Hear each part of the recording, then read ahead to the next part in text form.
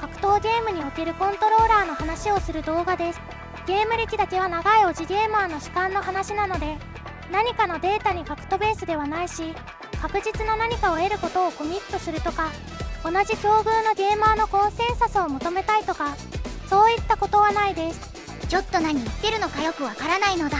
てか、ナコお前、動作重いからしばらくこのチャンネルでは出ないって言ってたんじゃないのだ。なんか、アップデート経由したらそこそこ動くようになったので、出たよ。そうなのか？わかったのだ。とりあえずよろしくなのだ。あと、声色インクはベータ版だけどバージョン2が出たからよろしくね。案件に憧れてるからってよくわからない雑な紹介はやめるのだ。てへペロ。気を取り直して、今回は格闘ゲームに使われるコントローラーであるアーケードコントローラー、略称はアケコンと。令和の格闘ゲームはこれ一択なパッドでプレイすることを話すよ。視聴者様に無駄な時間を取らせるわけにはいかないので、結論だけ先に言うと、スト6で勝つだけの視点で考えるとアケコンを選ぶメリットは薄いよ。おい、アケコンユーザーに喧嘩を売るのはやめるのだ。ちなみに投稿者はアケコンユーザーだよ。ならせめてアケコンを押すのだ。ずんだもん、嘘は良くないんだよ。嘘じゃないのだ。プロゲーマーでのアケコン使用者は結構いるのだ。どんな言い訳を持ってきてもいいけど、これが現状のこのチャンネルの結論だよ。スト6でガチガチの勝ちを目指すなら、現状だとパッドかレバーレスコントローラーと言われているよ。でも当たり前だけど、スト6をアケコンでプレイできないわけではないし、勝てないわけではないよ。ただスト6で勝つためにアケコンを用意すべきかという問いかけに対しては、絶対にノーと断言するよ。これは今後出てくるキャラクターの操作性やその時のゲームで流行る戦法などで変わるから、流動性がある意見だということも言い訳で置いておくね。レバーレスは高いから、結論はパッド銃声コントローラーで十分だよ。動画の話は終わりだからブラウザバックして OK だよ。やめるのだ。大事な話は動画の途中で挟むべきって視聴者やチャンネル登録者を増やすための案内に書いてあるのだ。よそはよそ、うちはうちだよ。お前、それは会話が終わるやつなのだ。じゃああとはアケコンの持ち方の話とパッドで良い理由を打足で紹介していくよ。こいつ止まらねえのだ。その前にコントローラーに関してはプロゲーマーの梅原さんのチャンネルで面白い動画が上がっているので、そちらもぜひおすすめなのだ。そちらもというか、そちらがおすすめの間違いだよね。見え張っちゃダメだよ。ずんだもん。もういいのだ。お前と会話すると文章量が増えるだけなのだ。てへペロ。で、アケコンのメリットだけど、まず大事なのは特定のゲームでしか使わないこと。悪く言うとコスパが悪いと言えちゃうのだけども、このチャンネル的には特定の要素でしか使わないからこそ触ってみてほしいとおすすめしたいのだ。アケコンのゲームはゲームセンターでの稼働が主なゲームが対象で、格闘ゲームの他には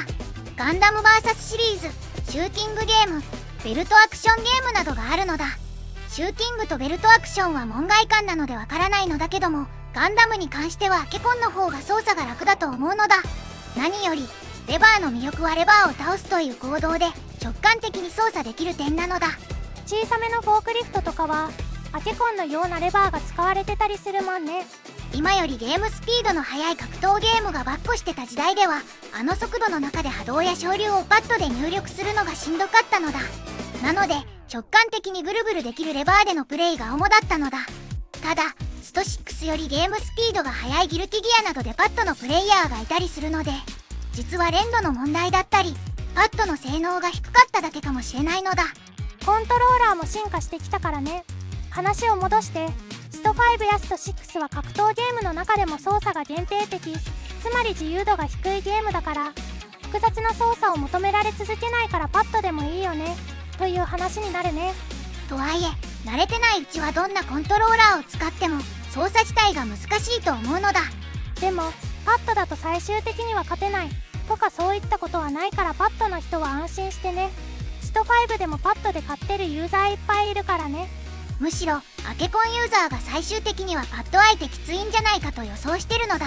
アット操作がさらにしやすいとされるモダンの研究が待たれるよね。そしてスト6では一番長いコマンド入力は真空波動になるので、真空波動をパッドで入力できるのであればしばらくは困らないはずだよ。スト6から始めたプレイヤーで、ユーザーは真空波動の入力練習だけは怠らないでほしいね。このチャンネルはパッドユーザーへはモダンをおすすめしてるのだ。投稿者もモダンはプレステの純正パッドで練習しているのだけども、ワンボタンで対空出たり割り込めるんはマジで脳みそとろけるのだ。あなたの必死な飛び込みや必殺技を私はワンボタンで潰します。気持ちいい。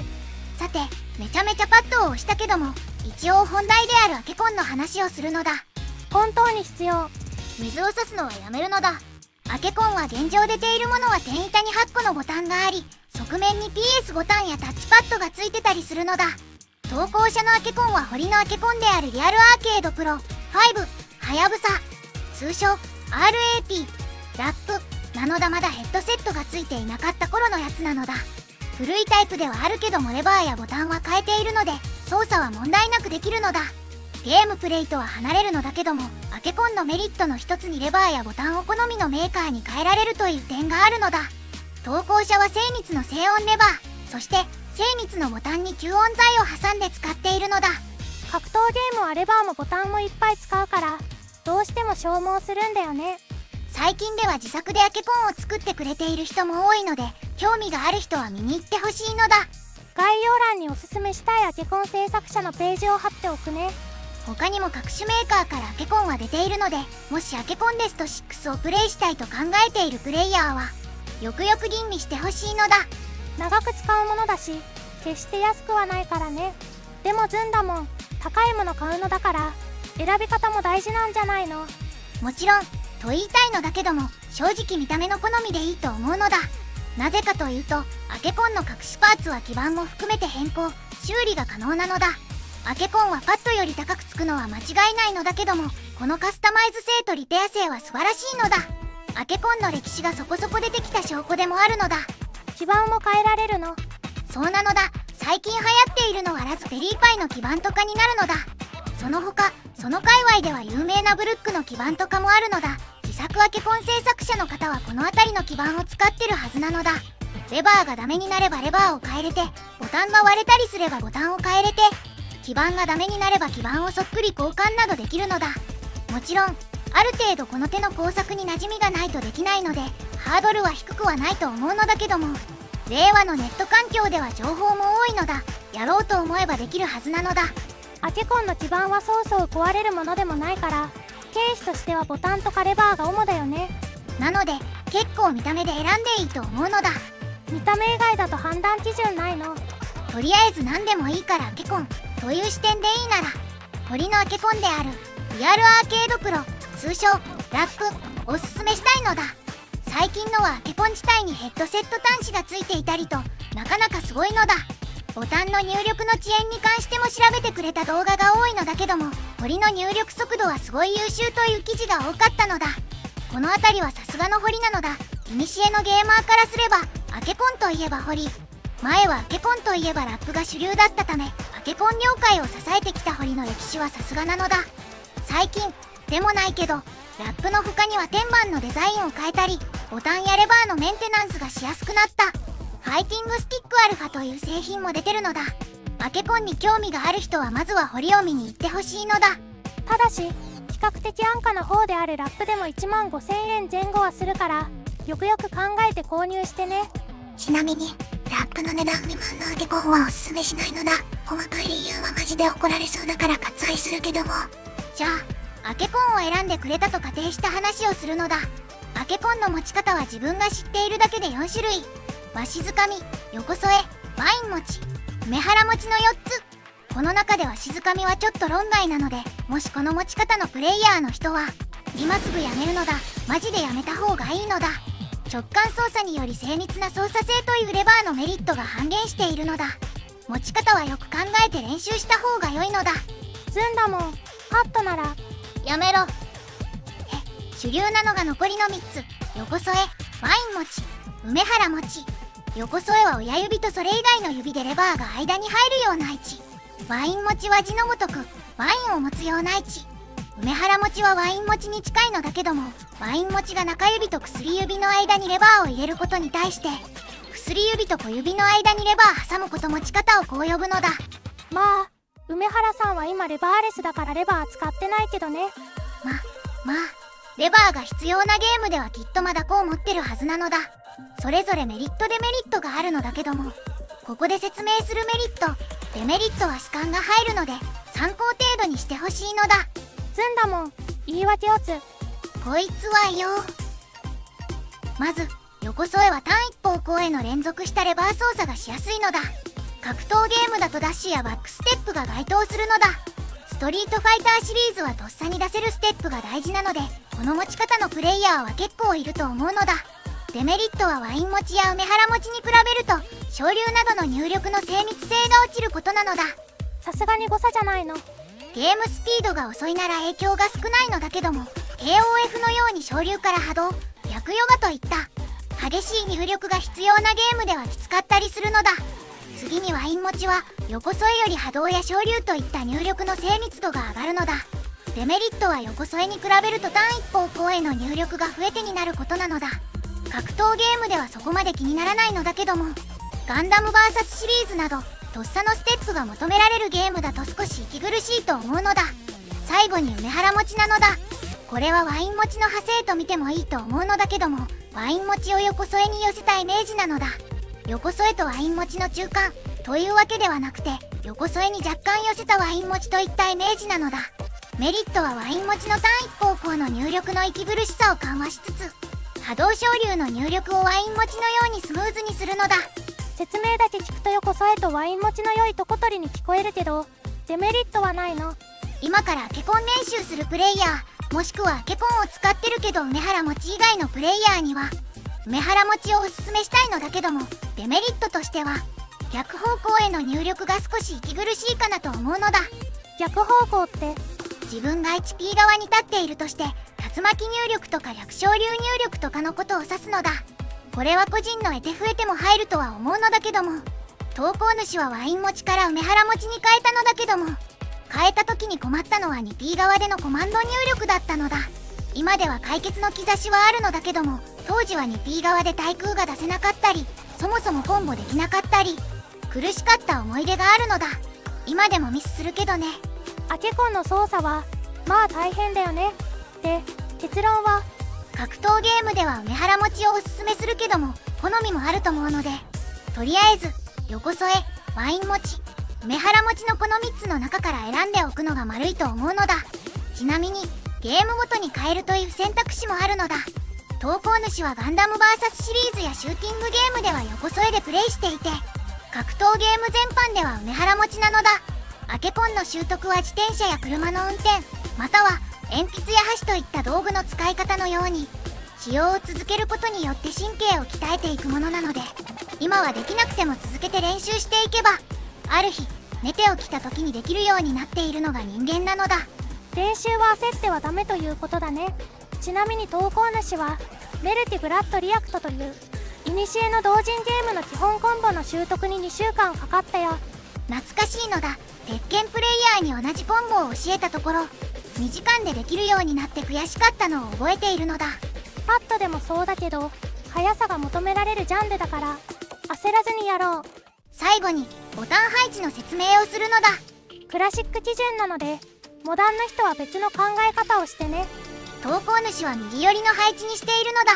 そこに左下にパリーボタンを作っているのだ。パリーボタン、アケコンとレバーレスユーザーは絶対作った方が良いのだ。配置に関しては好みだから、自分が馴染む配置を見つけてね。購入のおすすめの際に、アケコンの選び方は好みでいいの中にこのボタンの並び方や数も入っているのだ。このアケコンは8ボタンだけども、ものによっては10個ぐらい天板についてたりするので、これからアケコンを買おうという人はこの辺りも吟味して購入をおすすめするのだ。とはいえボタンが多すぎると手元が混乱するだけなのだ。最低限8つあればスト6は十分プレイできると思うので、やっぱり堀のアケコンから手を出すのをおすすめなのだ。繰り返しになるけども、アケコンの値段はラップを最低値と見てほしいのだ。というと、もう15年ぐらい前の話になるので、今は違うかもしれないのだけども、当時はラップとそれ以外だと雲泥の差があったのだ。PS1 や PS2 に向けたラップは当時でも1万とちょっとぐらいだったのだけども、ブームもあって3000円から5000円ぐらいのアケコンもあったのだ。ただ正直使えたものじゃなかったのだ。レバーやボタンを乾燥するという情報もなかったし、ラップ以外は家庭用アケコンとしては使えたものじゃないというのは本音だったのだ。だからこそマッドキャッツというメーカーのアケコンを初めて触った時は感動したものなのだ。ホリ以外にもいいアケコンがあると。今は選択肢が増えすぎて逆に困る時代になったけども、それでも迷っている人はホリのラップから始めてほしいのだ。それは正直に言うと、ホリのラップの値段を出せない場合は諦めた方が良いの。個人的にはそれがベターだと思うのだ。2023年6月現在だと Amazon で15,000円前後。この値段をアケコンのエントリーモデル値段だと考えてほしいのだ。だから正直アケコン導入の最低金額の高さも相まってパッドで良いという意見に対しては賛同せざるを得ないのだ。ずんだもん、分かってたんだね。世知辛いのだ。アケコンユーザーだからアケコンをしたいけど、すんごいをしたいけど安くはないのだ。とりあえず買ってみよう。で済む値段でもないしね。プロゲーマーの存在も含めて情報には困らない時代なので、購入の際は計画的にね。今回はコントローラーの話をする動画でした。言いたいこと詰め込みすぎてごちゃごちゃになってしまったかもしれないけども、なんか疑問点とかあったらコメントにお願いしたいのだ。コメント希望こじきだねずんだもん。お前はいちいち煽るのはやめるのだ。まあとりあえずこのチャンネルはアケコン推しだけど、スト6はパッドで良いよというのは本音だよ。これからスト6始めたいというプレイヤーの人は無理をして揃えようとしなくても大丈夫だよ。また語りたいことができたら動画作るので、よければまた見に来てほしいのだ。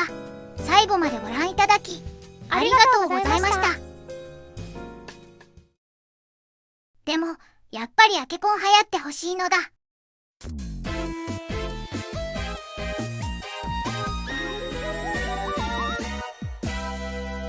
それほどでもないゲーマーチャンネル。